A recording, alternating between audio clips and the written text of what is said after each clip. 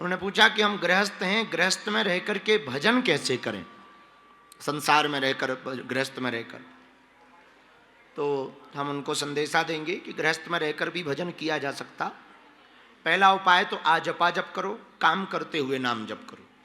रोटी बनाओ, राम राम राम, कपड़े वस्त्र बच्चों से मिलो, राम राम राम राम राम करते रहो।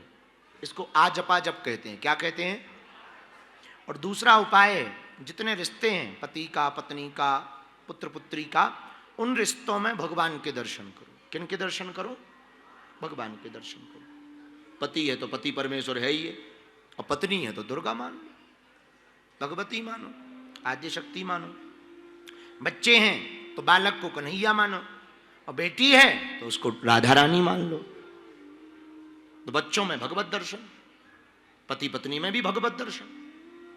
तीसरा उपाय, पहले अर्पण फिर समर्पण। कोई भी काम करो, वस्त्र भोजन बने, वस्त्र खरीदो, पहले भगवान को अर्पण कर दो, फिर वस्त्र धारण करो, भोजन पाओ, भोजन प्रसाद बन जाएगा और वस्त्र भी भगवान के प्रसाद बन जाएंगे। और चौथा उपाय, शयन के पहले सब बच्चे बैठ करके सामूहिक कीर्तन करो। सोगे तो ही, सोगे तो पक्का, एक कक्ष में बैठ जाओ, नाम जप करो, सामूहिक कीर्तन करो। ओम बागेश्वराय नमः, सीताराम हनुमान, जो मंत्र प्रिय लगे कीर्तन करो। और पांचवा उपाय, सत्संग सुनो बीच बीच में, 1 घंटा आध घंटा, दूर संचार के माध्यम से, टीवी के माध्यम से, बागेश्वर धाम यूट्यूब चैनल के माध्यम से। और ऐसा ना बने तो आपस में सत्संग करो, ज्यादा ना सुन पाओ, 1 घड़ी आदि में पुण्याद, तुलसी चर्चा राम की, हरहि कोट अपराध, जितना समय मिले उतना समय। ये 5 उपाय हैं गृहस्थ में रह करके भगवान का भजन करने का। पहला उपाय आ जपा जप, दूसरा उपाय रिश्तों में भगवत दर्शन, तीसरा उपाय पहले अर्पण फिर स्वीकार, पहले भगवान को समर्पण करो फिर स्वीकार करो, और चौथा उपाय शयन के पूर्व में सामूहिक कीर्तन, और पांचवा उपाय प्रतिदिन थोड़ा थोड़ा सत्संग सुनो, महापुरुषों की वाणी सुनो। ये 5 उपाय को मानकर आप गृहस्थ में भी भगवान का भजन कर सकते हैं, गृहस्थ में भी संतत्व भाव से जी सकते हैं, बिना वैराग्य लिए हुए। इसके लिए आपको वैराग्य लेने की आवश्यकता, बाबा बनने की आवश्यकता जरूरी नहीं है कि बाबा ही बनो तभी भगवान मिलेंगे। जहां हो वहां से भगवान के बन जाओ, सो भगवान मिल जाएंगे। जैसे हो वैसे ही भगवान के बन जाओ। दुकान पे बैठते हो, बस दुकान भगवान की है, हम नौकर हैं, सीताराम सीताराम। राम जी क्या लोगे? लड्डू लोगे, लाई लोगे, चावल लोगे, दाल लोगे, अदरक लोगे, क्या लोगे राम जी? गाड़ी चलाते हो, ऑटो टैक्सी वाले हो, राम जी कहाँ चलोगे? गंगोत्री, जमुनोत्री, केदारनाथ, पांडुकेश्वर, कहाँ चलोगे? जोशीमठ, चलो चलो चलो, 100 रुपया में हरिद्वार हरिद्वार, ऋषिकेश, सीताराम सीताराम। लो हो गया, भजन हो गया, नाम जप भी हो गया, काम भी हो गया। राम जी खिसक के बैठो, एक सवारी और बैठेगी, राम जी बगल में बैठो। हमारे एक महात्मा थे, वो हर बात में राम जी कहते थे, राम जी राम जी राम जी राम जी राम जी, सीताराम सीताराम। उन्हें चाय मंगानी होती थी, सीताराम चाय ले आओ।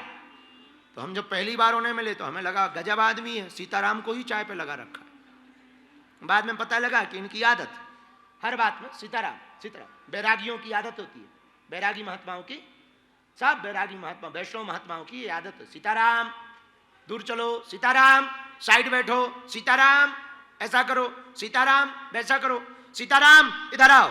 नाम उसका छगनलाल है, परमात्मा कैसे बुलाते? सीताराम, इधर आओ इधर आओ इधर आओ, आ जाते। बढ़िया, लो कितना बढ़िया उपाय मिल गया, काम भी और भगवान का नाम भी। बढ़िया, नाम जब करते रहो करते। रोटी बनाओ, 1 रोटी बनाई सीताराम, चूल्हे में लगाई सीताराम, फिर बर्तन में रखी सीताराम, पति को देव को परोसी सीताराम, स्वामी जी सीताराम 2 खाओगे? लो बढ़िया आनंद। अब माताओं की आदत है, और जब से ये आ गए कानों में लगाने वाले सब बर्बाद हो गया। कानों में लगा ली,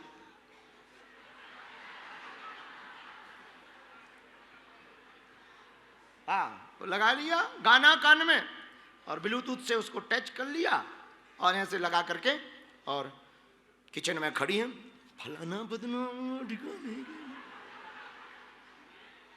मैं झंडू बाम हूं।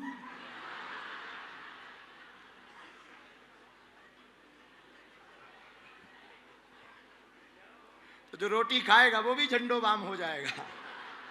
हाँ भाई, भोजन पर प्रभाव तो पड़ता ही है, स्वभाव का प्रभाव तो भोजन पर पड़ता ही है। यथा स्वभाव तथा प्रभाव। इसलिए धर्म सम्राट स्वामी कृपात्री जी महाराज जी की एक बात बहुत अच्छी है। धर्म सम्राट स्वामी कृपात्री जी कहते थे, साधु को, विरक्त को, वैष्णव को, भजनानंदी को, जपी को, तपी को, वैरागी को भोजन स्वपाकी होना चाहिए। बोले क्यों? बोले अपना अन्न में दोष तो नहीं होता, पर अन्न बनाने वाले के भावों का दोष अन्न में प्रविष्ट हो जाता और वो जो पाता है वो दोष शरीर में आ जाता। इसलिए कई बार भोजन पाने से आप होटल में जाओगे, होटल के कमरे बुक करो, होटल में रहो, और होटल में आप अकेले रहना तो स्वाभाविक रूप से कुछ गलत करने का विचार आपके मन में आएगा। कभी आप चेक करके देखना, होटल के कमरे में गए और अकेले एकांत में हो, स्वाभाविक रूप से आपके मन में कुछ ना कुछ गलत करने का विचार आएगा। क्यों? क्योंकि वहां का ऑरा, वहां की एनर्जी, वाइब्रेशन इतनी खराब होती है कि वहां जाते ही वैसे ही वाइब्रेशन टच करती है और वैसे ही विचार देने लगती है।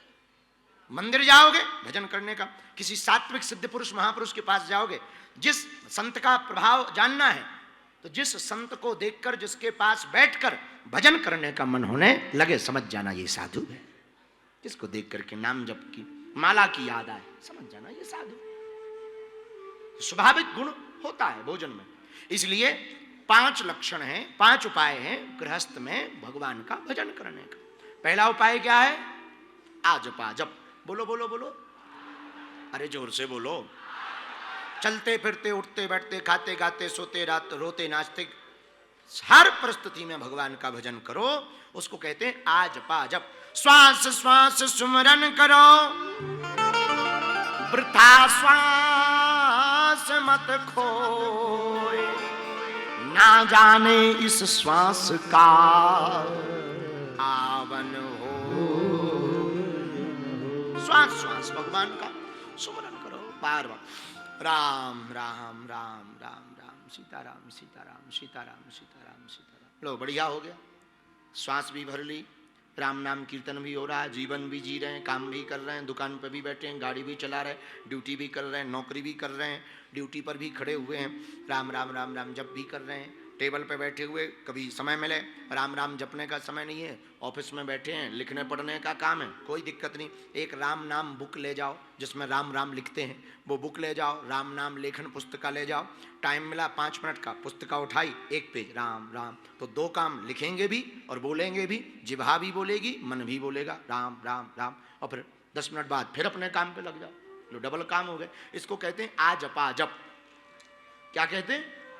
और दूसरा उपाय क्या? सब में भगवत दर्शन करो।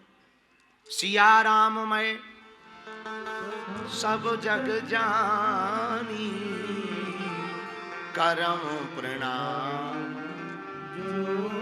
सब में राम जी के दर्शन करो। ईशावास्मदम सर्वम, सब जगह भगवान है।